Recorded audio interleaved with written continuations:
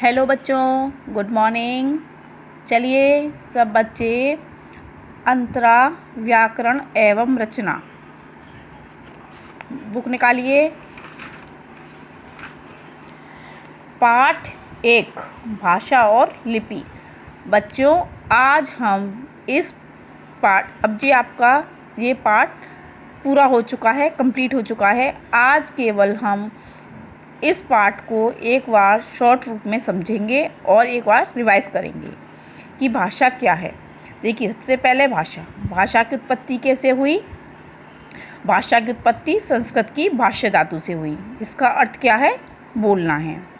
अच्छा, अब देखिए भाषा किसे कहते हैं। भाषा वह साधन है जिसके द्वारा हम दूसरे लोगों तक अपने विचार पहुंचा सकते हैं और उनके विचार समझ सकते हैं, उसे भाषा कहते हैं। भाषा के कितने रूप होते हैं? भाषा के 2 रूप होते हैं, मौखिक भाषा और लिखित भाषा।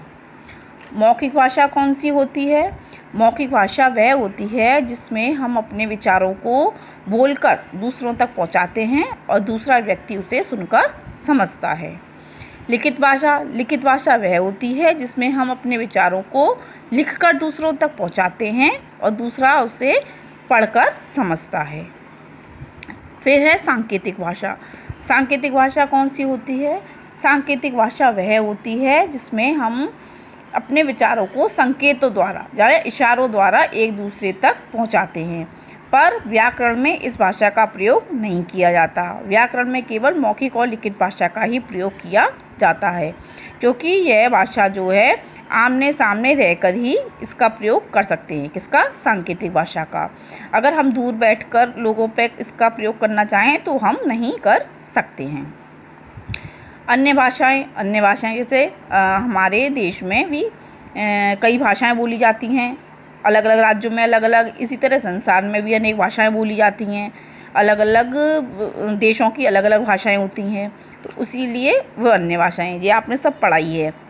फिर है हिंदी हमारी राष्ट्रभाषा है और 14 सितंबर को हिंदी दिवस मनाया जाता है।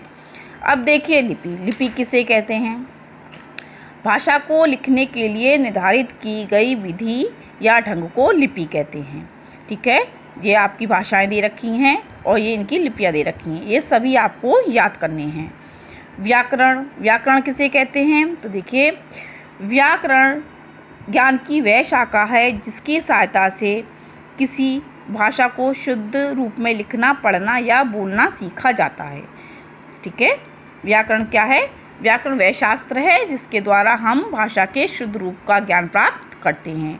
व्याकरण की दृष्टि से क्या शुद्ध है और क्या अशुद्ध है, इसका ज्ञान हमें किससे होता है?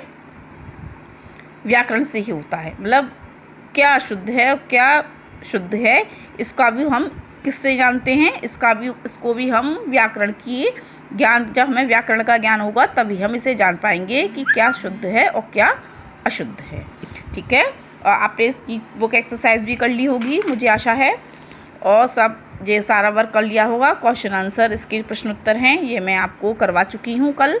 अब बच्चों आपको ये पूरा पाठ याद करना है, इसके सारे प्रश्न उत्तर, सारी परिभाषाएं जो दे रखी हैं, ये सारी परिभाषाएं, रूप, किस राज्य की कौन सी भाषा है, किस भाषा की कौन सी लिपि है, ये सब आपको याद करना है।